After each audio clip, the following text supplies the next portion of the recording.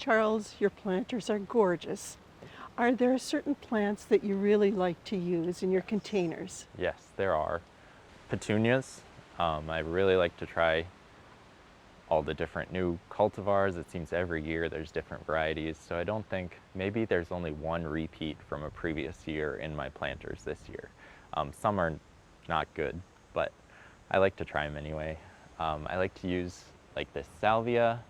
I think I use this type of salvia every year. I get a lot of hummingbirds, so that was really fun to have, and they really like the salvias.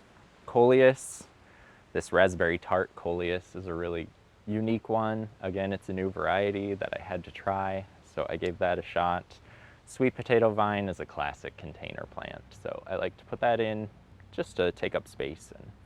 And I stick with the thriller, spiller, and filler effect.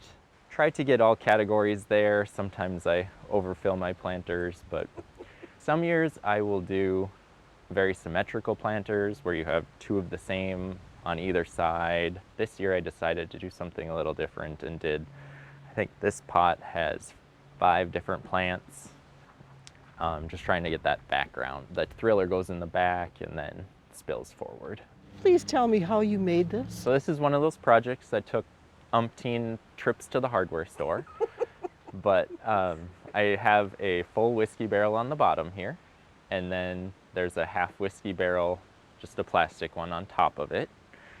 And then I took a 2-inch PVC pipe and ran it all the way through and had to get all the right fittings to put this basket and hold it all together. Spray painted the PVC pipe to make it look like it's metal. And so far it's held up in the wind and the rain and all the storms we've had. I have the 2 planters here and then 2 large, I believe they're 24-inch planters here to frame the whole thing. I also have, so all of my containers are on drip irrigation. So I have not had to hand water other than a couple pots all summer long. So I think that helps a lot with the consistent moisture. I do like to fill my pots all the way with soil. I used to put styrofoam or plastic bottles in the bottom, but they seem to dry out by the end of the summer or dry out faster by the end of the summer. So I fill them all the way full with soil and then replace about 1/4 of it every year.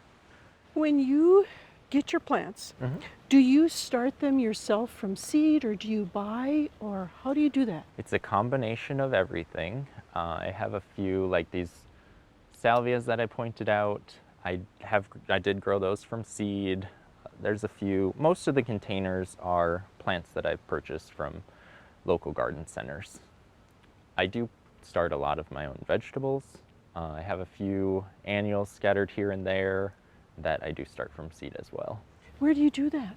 I have a seed starting room in my basement. I have some shelving racks set up, and they're all lighted, and I start lots and lots of seeds every year. Well, I think I saw a greenhouse too. Yes, I have a greenhouse. Plants go in there about April 1st-ish, so a couple months in the house, and then once our temperatures are right around maybe 25 is my minimum that I like to keep track of for the heat. Then they go out there. So do you save some of the plants from one season to the next? I try. With mixed success. Sometimes, like my succulents, I will take cuttings of them and root those and keep those over winter so I can use them again. I will save seeds from some annuals or perennials throughout the garden. And there's a few plants, like my dahlias, I will dig out the roots and attempt to overwinter them. I have some gladiolus that I usually will overwinter. Those are super easy to keep in the house. And then there's a few plants that I will try to overwinter as a house plant. Well, I think behind you, I think I see a tree with some fruit on it. Is that an apple tree? It's called espalier. It's a French style of pruning. It's very lateral.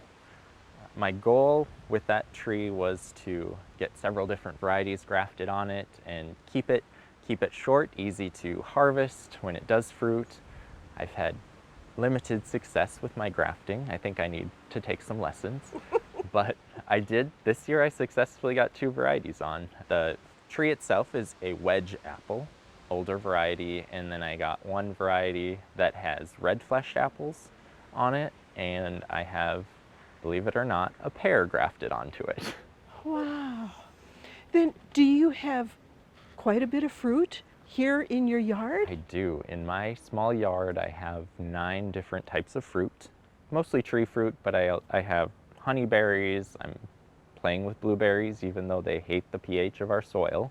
I have some pear trees, some cherry trees. I love my cherry trees. Last year I harvested 50 pounds from these 2 small trees. They're the sour cherries that came out of the University of Saskatchewan. I'm trying some blackberries in the back with limited success because they usually die to the ground every winter.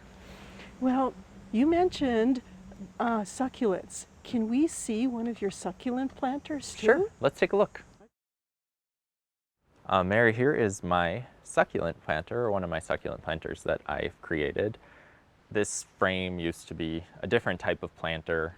It wasn't very successful, but I had this bushel basket that there were mums in one fall, and it started to fall apart. So I thought, well, what can I do with that? But it fit perfectly into this frame, and I just pulled out the panels that were falling apart and stuck succulents in them. So I have kind of a 2-level succulent planter.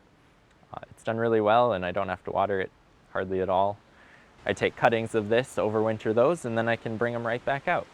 The frame came with a kit that I had ordered. The bottom pot was one I had on hand, and then there's some bolts and a frame that you put it all together with. The succulents in this planter too, I like to choose different colors and different textures, so you can see the reds, the blues, the purples, some greens, and each one is a little different. We have the rosette type, kind of the spiky look, the wild, mangy look on top. Do you do this for friends or for other people? I do, but it's a secret. Okay. I have a few friends that'll drop their planters off every spring, or they'll ask for suggestions. And I also have a couple greenhouse friends that ask for help in the spring, so I'll go out and help them with their custom combos or help them with the planters that they put out for sale. It's just a creative outlet for me. So how many do you end up making each year? Oh boy, I bet I'm approaching 500-600 every year. Oh my gosh, you are a master at it then too, though.